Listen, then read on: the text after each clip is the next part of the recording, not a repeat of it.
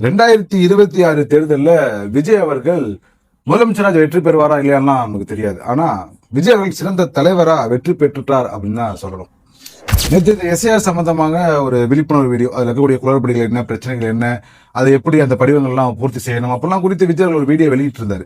அந்த வீடியோவில் உங்களுக்கு தெரிஞ்சவங்க, தெரியாதவங்க, பழகினவங்க, பழகாதவங்க, பக்கத்து வீட்டுக்காரங்க, எய்த்து வீட்டுக்காரங்க, உங்க நண்பர்கள், அப்படி எல்லாருக்கும் இந்த எஸ்ஐஆர் ஃபார்மை பதிவிறக்கம் பண்ணி அதில் ஃபில் பண்ணி கொடுங்க, இல்லை ஆன்லைனில் போய் பதிவு பண்ணுங்க அப்படின்ற மாதிரி விஜய் அவர்கள் சொல்லியிருந்தாரு. அப்படி இந்த வீடியோ வெளியான ஒரு மணி நேரத்துக்குள்ளேயே அந்த தேர்தல் ஆணையத்தோட இணையதளம் முடங்கிருச்சு அப்படின்னு சொல்லணும். அந்த அளவுக்கு இளைஞர்கள் போய் அந்த வெப்சைட்ல அந்த படிவம் என்ன, படிவம் ஃபார்ம் நம்பர் 6 என்ன அப்படின்னு தேடினதாக இருக்கட்டும், அதை தேடி அந்த ஃபார்மை ஃபில் பண்ணதாக இருக்கட்டும், இதனால ஒரு குறிப்பிட்ட நேரம் வரைக்கும் அந்த தேர்தல் ஆணையத்தோட வெப்சைட் முடங்கிருந்துச்சு. பல வருஷ காலமாக பல தலைவர்கள் பண்ற முயற்சி என்னன்னா, இளைஞர்களை எப்படியாச்சும் அரசியல் படுத்தணும் அப்படிங்கிறது தான். அதை இது வரைக்கும் எந்த கட்சியுமே பண்ண முடியல. இளைஞர்கள் அரசியல் கூப்பிட்டாலும் இளைஞர்கள் வரல. அதை எந்த கட்சியாலும் இது வரைக்கும் அதை பண்ண முடியல. ஆனா ரொம்ப எளிமையா விஜய் அவர்கள் இளைஞர்களை அரசியல் படுத்திட்டார் அப்படின்னே சொல்லணும். அந்த விதத்துல விஜய் அவர்கள் ஒரு சிறந்த தலைவரா ஜெயிச்சிட்டார். அப்புறம் இன்னொரு செய்தி, நேற்று பீகார் தேர்தல் முடிஞ்சிருச்சு. அதுல பாஜக கூட்டணி மிகப்பெரிய அளவுல வெற்றி பெற்றிருச்சு. அதுல ஒரு 25 வயது மதிக்கத்தக்க ஒரு இளம் பெண் முதல் முறையாக எம்எல்ஏ இருக்காங்க. அந்த பெண்ணுடைய பேர் மைதிலி தாக்கூர். அலிநகர் அப்படின்ற ஒரு தொகுதியில போட்டிக்கிட்டு இருக்காங்க. 25 வயதிலே பீகார் தேர்தலில் போட்டிக்கிட்டு மிக சிறிய வயதுல வெற்றி பெற்ற ஒரு இளம்பெண் அப்படின்ற ஒரு சாதனையை படைச்சிருக்காங்க. அவங்க ஒரு நாட்டுப்புற பாடகியாக அறியப்படுறாங்க. அவங்கள மாதிரியே நம்மளும் எப்படியாச்சும் ஒரு எம்எல்ஏ ஆயிடலாம் அப்படின்னு தமிழ்நாட்டிலையும் ஒரு இளம் வயது பெண் முயற்சி பண்றாங்க. ஆனா அவங்களுக்கு அரசியல்னா என்னன்னு தெரியல, அரசியலை எப்படி முன்னெடுக்கணும் அப்படின்னு தெரியல. அவங்களுடைய ஒரே ஒரு குறிக்கோள் என்னவா இருக்கு அப்படின்னு கேட்டீங்கன்னா, டெய்லியும் காலைல எந்திரிச்ச உடனே தாவக்கத்துல விஜயர்களை குறித்து ஏதாவது ஒரு ட்வீட் ஒன்று போடணும், மதியானம் ஒரு ட்வீட் போடணும், இரவு ஒரு ட்வீட் போடணும். இந்த ஒரு நாளைக்கு 3 வேளை தாவக்க தலைவர்களையோ அல்லது தாவக்கோட கட்சி தொண்டர்களையோ விஜய் அவர்களையோ விமர்சித்து ஒரு ட்வீட் போட்டுட்டோம் அப்படின்னா நமக்கு ஒரு வேட்பாளர் ஒரு சீட்டு கொடுத்துருவாங்க, நம்மளும் எம்எல்ஏ ஆகலாம் அப்படின்னு நினைச்சுக்கிட்டு இருக்காங்க. வேற யாரும் கிடையாது, கோவை பெண்மணி வைஷ்ணவி. இன்னைக்கு கூட அவங்களோட ட்வீட் ஒன்று பார்த்தேன்.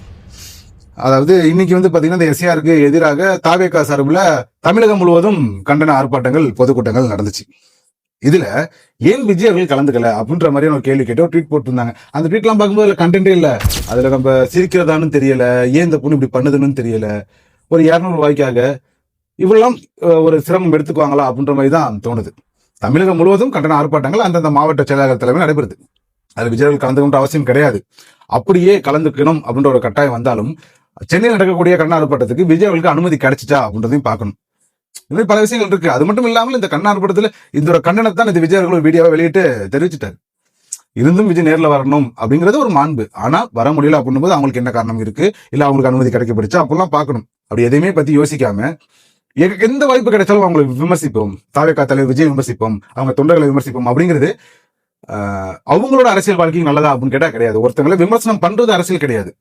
நாங்க என்ன பண்ண போறோம், எங்க கட்சி என்ன பண்ணிருக்காங்க, 75 வருட பழமையான சாதனை படைச்ச கட்சி அப்படின்றாங்க. அந்த கட்சியோட சாதனைகளை சொல்லலாம். அதை தாண்டி இவங்க தொடர்ந்து விஜய் அவர்கள் மீதான குற்றச்சாட்டுகளை, விமர்சனங்களை முன்வைக்கிறதுனால பீகார் பெண் மைதிலி தாக்கூர் மாதிரி நம்மளும் 25 வயசுலயே, சரி அவங்களுக்கு 25 வயசுன்னு தெரியல, ஒரு இளம் வயதிலேயே எம்எல்ஏ ஆகலாமா அப்படின்னு நினைக்கிறாங்கன்னு தெரியல. ஆனா அவங்களுக்கு விஷயம் புரியல. எவ்வளவுதான் நீங்க தாவேகா தலைவர்களை விமர்சனம் பண்ணாலும், கட்சிக்காக நீங்க பாடுபட்டாலும் உங்க கட்சியில உங்களுக்கு வேட்பாளர் கொடுக்க மாட்டாங்க அப்படிங்கிறது நிதர்சனமான உண்மை. அது உங்களுக்கு புரியல, வர காலங்கள்ல புரியும். அந்த பக்கம் நம்ம கண்டன ஆர்ப்பாட்டம், ஏற்கனவே சொன்ன மாதிரி தாவேகா சார்பில் கண்டன ஆர்ப்பாட்டம் நடந்துச்சு. அந்த கண்டன ஆர்ப்பாட்டத்துல அந்த கூட்டம் அப்படிங்கிறதுல அது ரொம்ப கவனமா உன்னிப்பா குறித்து பேசி ஆகணும். அது என்னன்னு நான் எதிர்பார்க்கல. பர்சனலா ஒரு கண்டன ஆர்ப்பாட்டத்துக்கு இவ்வளவு கூட்டம் வரும் அப்படிங்கறத நான் எதிர்பார்க்கல. அதே நேரத்துல அந்த கண்டன ஆர்ப்பாட்டத்துல விஜய் அவர்கள் கலந்துக்கல அப்படின்ற ஒரு செய்தி வரும்போது கண்டிப்பா அங்க பெரிய அளவு கூட்டம் இருக்காது. இது மிகப்பெரிய அளவுல பிளாப் ஆக போகுது அப்படின்னா பல கட்சிகள், எதிர்கட்சிகளாக இருக்கட்டும், அது விஜய் எப்படா விழுவார் அப்படின்னு பார்த்துட்டு இருக்க கட்சியாக இருக்கட்டும், திமுக இருக்கட்டும், அதிமுக இருக்கட்டும், கட்சி பேர சொல்லுவோம், நமக்கு என்ன பயம். இந்த மாதிரி பல கட்சிகள் இந்த கூட்டம் பெருசா ஒர்க் அவுட் ஆகாது, பிளாப் ஆகும் அப்படின்னு தான் நினைச்சிருப்பாங்க. ஆனால் அதற்கு மாறா ரசிகரை பார்க்க தாங்க, ஒரு நடிகரை பார்க்க தான் ரசிகரோட கூட்டம் வருது. அங்க தலைவர் தொண்டர்களா கிடையாது, ஒரு நடிகரை பார்க்கறதுக்காக ஒரு கூட்டம் வருது அப்படின்னு சொல்லிக்கிட்டு இருந்த எல்லா வாய்க்கும் மிகப்பெரிய பூட்டு போட்ட மாதிரி இன்னைக்கு அந்த நடிகர் வராமலேயே மிகப்பெரிய அளவுக்கு ஒரு கூட்டம். அந்த 75 வருட சாதனை கட்சியால 200 ரூபாய் கொடுத்தும் கூட்ட முடியாத அளவுக்கு மிக பெரிய பிரம்மாண்டமான ஒரு கூட்டம் இந்த கண்டன ஆர்ப்பாட்டத்துல கலந்துக்கிட்டாங்க அப்படிங்கிறது மிக மிக மிக பெரிய ஒரு விஷயம். அதை பார்க்கும்போது திரும்ப ஒரு விஷயம் பயமாக தான் இருந்துச்சு.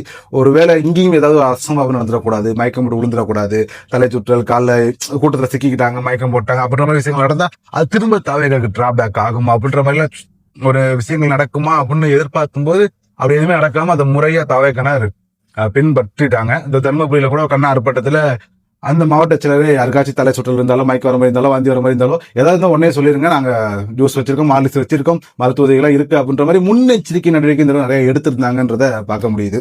அது வந்து ஒரு நடந்த ஒரு ஒரு ஒரு துயர சம்பவத்தில இருந்து தாவேகா கத்துக்கிட்ட ஒரு விஷயம் அப்படின்றத பார்க்கலாம்.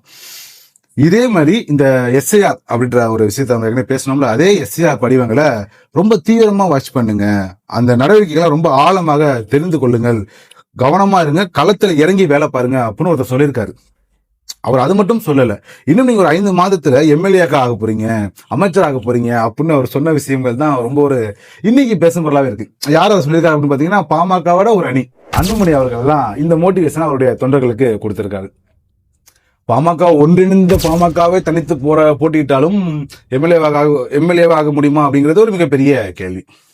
சரி, ஒரு கூட்டணி கூட அமைத்து போட்டிடும் போது எம்எல்ஏ ஆக வாய்ப்பு இருக்கு, ஆனா மினிஸ்டர் ஆக வாய்ப்பு கிடையாது. அப்ப பாமகவோட தொண்டர்கள் எம்எல்ஏவோ ஒரு மினிஸ்டர் வரைக்கும் போகணும் அப்படின்னா அதுக்கு ஒரு கட்சி கூட மட்டும் தான் கூட்டணி வைக்க முடியும், அந்த கட்சி தாவேகா. ஏன்னா தாவேகா மட்டும்தான் ஆட்சியில பங்கு தரும், அதிகாரத்துல பங்கு தரும் அப்படின்னு சொல்லியிருக்காங்க.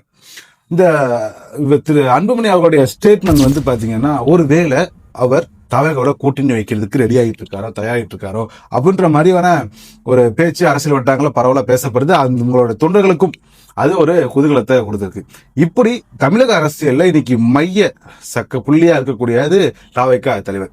இந்த 75 வருட பழமையான கட்சியாக இருக்கட்டும், பிரதான எதிர்கட்சியாக இருக்கக்கூடிய அதிமுகவா இருக்கட்டும், இந்தியா முழுக்க ஆதிக்கம் செலுத்தி கொண்டிருக்க பாஜகவா இருக்கட்டும், இந்த எல்லா கட்சியும் விட தமிழகத்துல இன்னைக்கு மைய புள்ளியா தாவேகான்ற ஒற்றை கட்சியை சுத்தி தான் அரசியல் நடக்குது அப்படிங்கிறதுல எந்த விதமான மாற்று கருத்தும் கிடையாது. அடுத்தடுத்த வீடியோக்கள்ல சந்திப்போம். மறக்காம நம்ம சேனலை சப்ஸ்கிரைப் பண்ணி வச்சுக்கோங்க. அண்ட் உங்க ஃப்ரெண்ட்ஸுக்கும் இந்த வீடியோவை ஷேர் பண்ணுங்க.